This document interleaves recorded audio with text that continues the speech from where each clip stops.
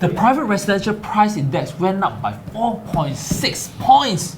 Is there going to be another cooling measures? And what are the implications? Let's find out. Hi, I'm Ivan. And I'm Sean. And together we are the co-founders of Quadrant. Recently, URA just launched the flash estimates of the first quarter results of 2021. So Sean, what is the property price index? So property price index basically just means that the higher the property price index, the higher the property prices in Singapore, the average property price in Singapore. When it comes to the price index, right, for all residential properties, it actually went up by 4.6 points. But when we look at the numbers closely, right, a huge component actually came from the landed properties, whereby whoa, because I got a landed.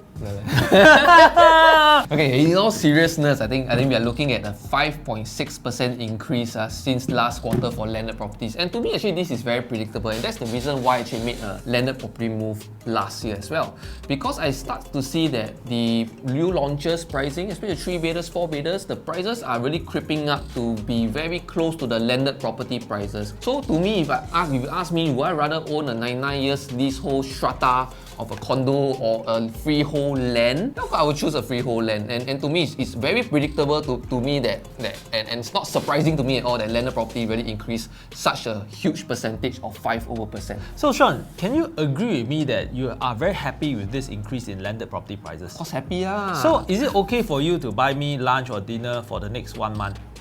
Why? You should celebrate my success and you treat me lunch, right? Not shy, basket.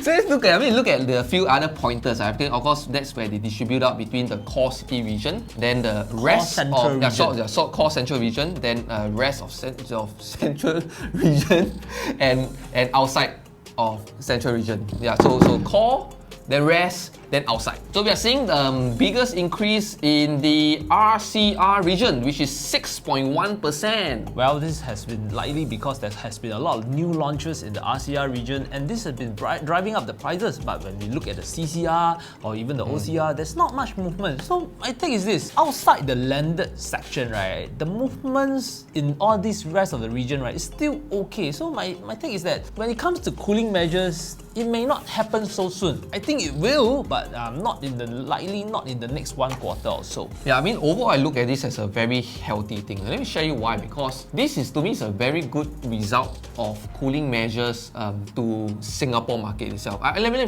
give you my perspective over here, right? So I've spoken to my dad, spoken to many of the older generations. So I've been through multiple crises. Of course, to us, maybe only been through like 1 or 2, right? But those have been through multiple crises. They all agree one thing is that this current pandemic is the worst they have ever been through. And yet, prices did not crash. Property price did not crash like 97 crisis itself. And to me, this is a very good result of cooling measures. Okay, by the way, guys, before Sean continues sharing, right, if you like what you're learning so far, right, do remember to give us a thumbs up and also subscribe to our channel.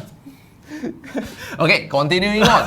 Right. So to me, this is a very good indication of cooling measures' impact to the property market itself. Right. So instead of looking at it as property crashing and everything, we are looking at it in terms of a slow or a nice increasing in terms of property prices, and that also just shows the confidence of the market towards Singapore property. So some might argue that cooling measure is very controlling in terms of the property prices, but do remember this: having a controlled environment, although it limits your upside, but it also really limits your downside as well. So of course, as a homeowner in Singapore, I'm actually pretty glad that cooling measures come in to really prevent the prices from reaching as crazily skyrocket prices as what we see maybe in Hong Kong. Well, in summary, right, basically what's happening is that all these cooling measures means that it's harder for a bubble to form, and that's what I like. Once again, guys, I'm Ivan. I'm Sean. And we are the co-founders of Quadrant. And we will see you soon in our next video.